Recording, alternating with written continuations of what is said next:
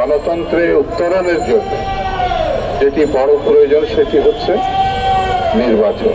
গণতন্ত্রের মত প্রকাশের সুযোগ আছে, বিএনপি সেটা ধারণ করে বলেই অশ্লীল এবং ঘৃণ্য বক্তব্য দেওয়ার পরেও বিএনপি প্রতিবাদ করেছে, কিন্তু কোনো জায়গায় কোনো বক্তাকে আক্রমণ করেছে এমন কোনো ঘটনা নাই। বিএনপির নেতাকর্মীরা অত্যন্ত ধৈর্যশীল, তারা স্বাধীনতার ঘোষক শহীদ জিয়ার অনুসারী, বেগম জিয়ার অনুসারী, তারেক রহমানের অনুসারী, তারা গণতন্ত্রের অনুসারী। স্বাধীনতা এবং গণতন্ত্রে যারা বিশ্বাস করে তারা ধৈর্যশীল। এখনো বিএনপি নেতাকর্মীরা ধৈর্যের সঙ্গে অবস্থান করছে। বন্ধুরা, নানামুখী ষড়যন্ত্র, স্বৈরতন্ত্রের পতনের পর গণতন্ত্রের যে সম্ভাবনা দেখা দিয়েছে সেটাকে পরিপুষ্ট করার জন্য, গণতন্ত্রে উত্তরণের জন্য যেটি বড় প্রয়োজন সেটি হচ্ছে নির্বাচন। সেই নির্বাচন বিলম্বিত হওয়ার অর্থ হচ্ছে সময়কে অনিশ্চয়তার দিকে ঠেলে দেওয়া। নির্বাচন বিলম্বিত হলে পার্শ্ববর্তী দেশ যাদেরকে আশ্রয় দিয়েছে সেই কুচক্রী মহল, ষড়যন্ত্রকারী, গণহত্যাকারী, লুটপাটকারীদেরকে সময় দেওয়া, যাতে তারা বাংলাদেশকে অস্থিতিশীল করতে পারে। বড় একটি দেশ গত বছর থেকে গণঅভ্যুত্থানের পর তাদের আশীর্বাদ পুষ্ট শেখ হাসিনা তাদের দেশে পালিয়ে যাওয়ার পর এই দেশটি অনবরত মিথ্যা কথা সারা বিশ্বে প্রচার করছে। বাংলাদেশের সংখ্যালঘুদের নেতারা আপত্তিকর কথাবার্তা বলে বাংলাদেশকে ধন্যবাদ তো জানাই নাই স্বৈরতন্ত্রের উৎখাত করার জন্য।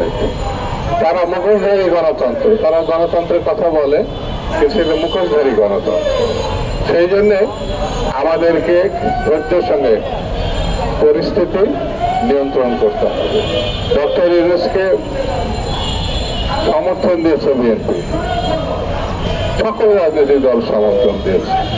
গণতন্ত্রের উত্তরণের জন্য নির্বাচনের প্রশ্নে, গণতন্ত্রের প্রশ্নে আমাদের নেতা জনাব তারেক রহমান তার সঙ্গে যখন বৈঠক করেছে তখনই কি বাংলাদেশে স্থিতিশীলতা ফিরে এসছে, আশার পরিস্থিতি সৃষ্টি হয়েছে। এটা হচ্ছে সত্য কথা। এই আশা এবং স্থিতিশীলতাকে কোনো মহল, কোনো রাজনৈতিক দল, কোনো ব্যক্তি হীনমন্যতার পরিচয় দিচ্ছে। তার উদাহরণ কয়েকদিন আগে চট্টগ্রামে আমরা দেখলাম। সালাউদ্দিন সাহেব এখন একটা পার্টির মুখপত্র, তার ব্যাপারে আপত্তিকর বক্তব্য, তাকে সমালোচনা করা যাবে না তা না, কিন্তু আপত্তিকর বক্তব্য এটা কোনো শালীনতার পর্যায়ে পড়ে না, এটা একটা উস্কানিমূলক।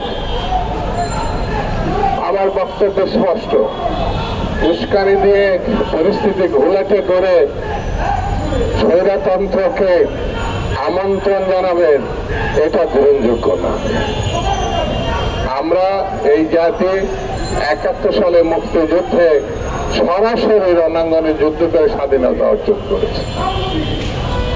৭১ নিয়ে কোনো আপোষ নাই, গণতন্ত্র স্বাধীনতা নিয়ে কোনো আপোষ নাই।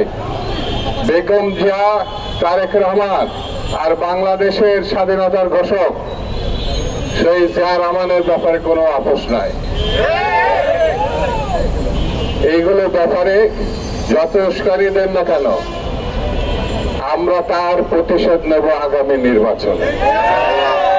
আমরা নির্বাচনের মধ্য দিয়ে প্রমাণ করব বাংলাদেশের জনগণ বিএনপির সঙ্গে আছে, বাংলাদেশের জনগণ শহীদ জিয়া, বেগম জিয়া, তারেক রহমানের সঙ্গে আছে। এবং সেই নির্বাচন আপনারা ঠেকানোর যত চেষ্টাই করেন না কেন, ফেব্রুয়ারির মধ্যেই জাতীয় সংসদের নির্বাচন হবে।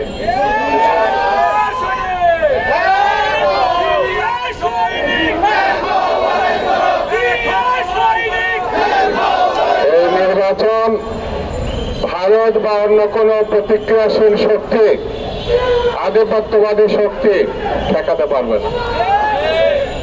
বিএনপি সহ সকল রাজনৈতিক দলকে আমি আহ্বান জানাবো,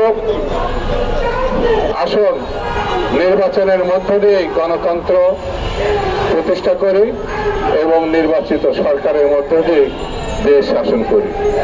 এই প্রশ্নে আসুন আমরা ঐক্যবদ্ধভাবে সামনের দিকে এগিয়ে যাই।